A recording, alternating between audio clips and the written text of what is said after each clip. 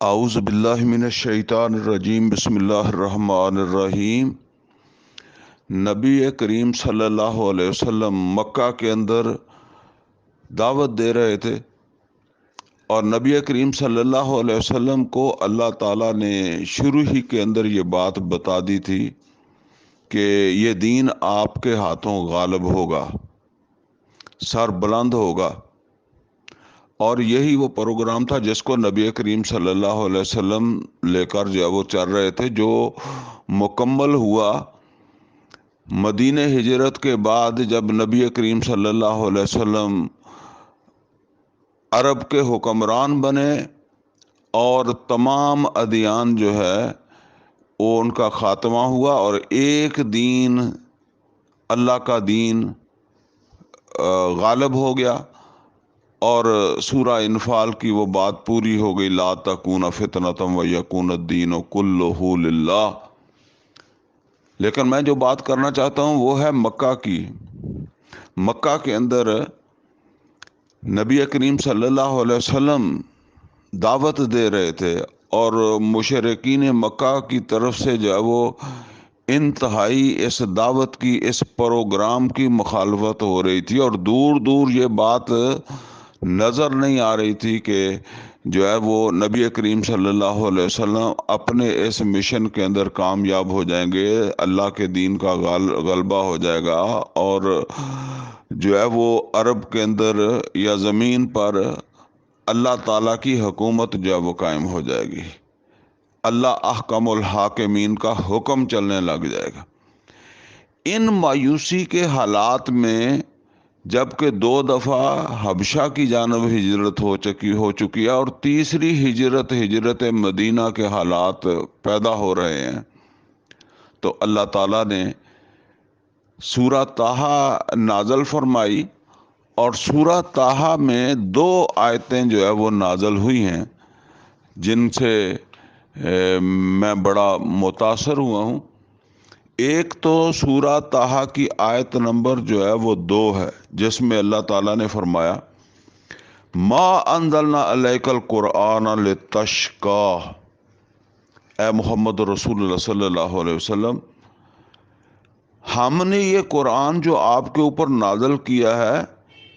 یہ اس لیے نازل نہیں کیا کہ آپ بد نصیب رہیں، آپ ناکام ہو جائیں۔ یہ ہم نے آپ کو جو ہے وہ ناکامی کے لیے دیا ہی نہیں ہے، یہ قرآن جو ہے یہ تو آپ کو جو ہے وہ کامیاب کرنے کے لیے دیا ہے، آپ اپنے مقصد کے اندر جو ہے وہ کامیاب ہوں گے۔ یہ بات جو ہے نا، اس کو جو ہے نا وہ یہ تب سمجھ آئے گی نا، اس کے پیچھے کے جو حالات ہیں، جو مکہ کے حالات ہیں، ان کو بھی انسان جو ہے وہ پورے طریقے سے جب وہ سمجھتا ہو کہ کامیابی جو ہے وہ کہاں ہے،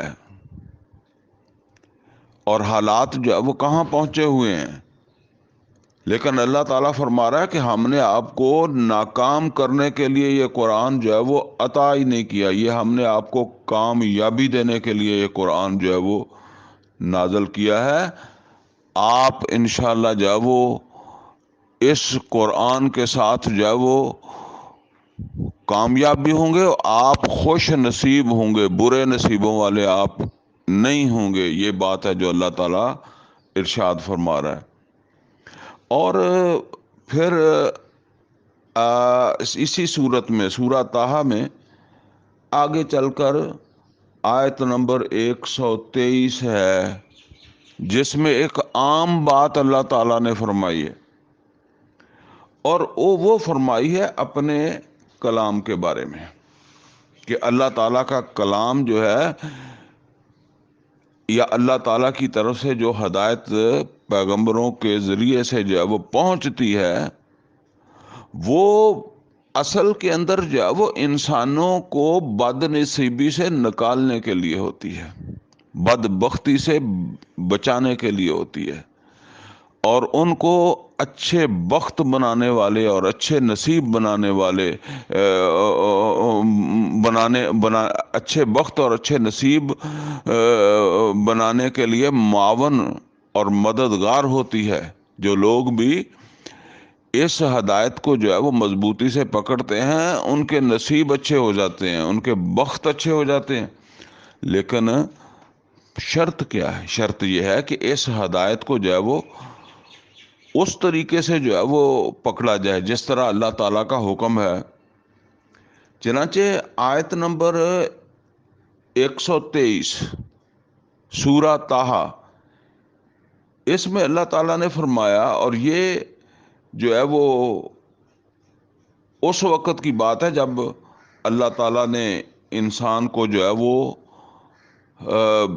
زمین کے اوپر جو ہے وہ آباد کیا, یعنی آدم علیہ الصلوۃ والسلام کو زمین اور حوا سلام علیہ کو زمین کے اوپر بھیجا. فرمایا اما یاتینکم منی ہدی, اب تم زمین کے اوپر جو ہے وہ آباد ہونے کے لیے جا رہے ہو تو یہ بات ساتھ پلے باندھ کے لے جاؤ, جب بھی تمہارے پاس میری ہدایت آئے گی فمن تبع ہدایا, تو جو بھی تابع ہوا میری اس ہدایت کے, یعنی اس نے میری اس ہدایت کی پیروی کی, فلا یضل, نمبر ایک بات یہ ہے کہ وہ گمراہ نہیں ہوگا اگر وہ میری اس ہدایت کے اوپر چلتا رہا, اس کو اس نے مضبوط تھاما. ولا یشقا, اور نہ وہ شقی ہوگا, بدبخت ہوگا, بد نصیب ہوگا. یعنی وہ میری ہدایت جو ہے نا اسے شقی, بد نصیب, بدبخت, ناکام نہیں ہونے دے گی. اب سوال یہ پیدا ہوتا ہے کہ آج دنیا کے اندر مسلمان ہم لوگ ناکام کیوں ہیں, بد نصیب کیوں ہیں؟ اصل کے اندر بات یہ ہے کہ ہم نے اس قرآن کو اس طریقے سے جو ہے وہ تھاما ہی نہیں ہے. نبی کریم صلی اللہ علیہ وسلم نے بھی یہ فرمایا کہ لا یؤمن احدکم حتی یکون ہواہ تبعا لما جئت بہ, تم میں سے کوئی شخص مومن ہو ہی نہیں سکتا جب تک کہ وہ اس ہدایت کے تابع نہ ہو جائے جو میں لے کے آیا ہوں. اب ذرا اس بات کے اوپر غور کر لیں کہ اس وقت ہم قرآن کے تابع ہیں.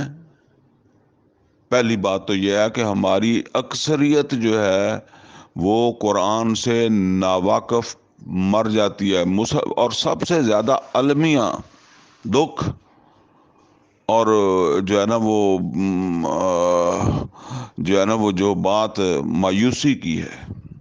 وہ یہ ہے کہ مسلمانوں کے گھروں میں پیدا ہو کر اور 70-80 سال کے بعد مرنے والے اگر 70-80 آیتیں بھی سمجھ کر نہیں مرے, اس طرح انہیں سمجھ آ جائے کہ جو ان آیات کا مطلب ہے وہ ان کو آگے سمجھانے کے بھی قابل ہو جائیں,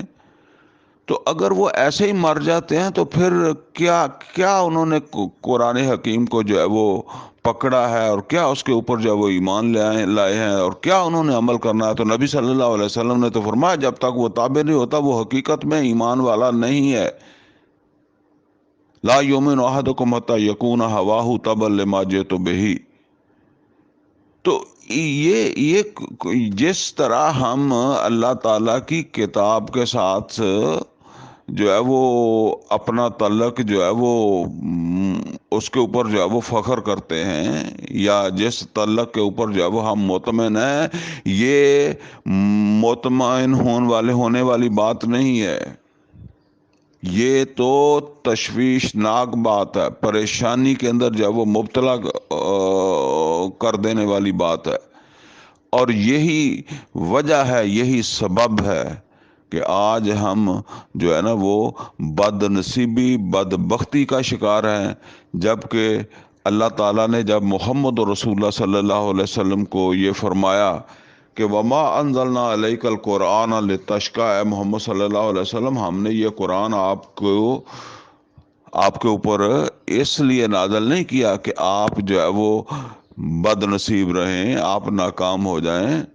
یہ تو آپ کو یہ قرآن تو جو ہے وہ آپ کی ساتھ ایک خوش بختی کا ذریعہ ہے، ناکامی کی بجائے کامیابی کا ذریعہ ہے. اور محمد رسول اللہ صلی اللہ علیہ وسلم مکہ سے مدینہ آئے اور صرف 8 سال کے بعد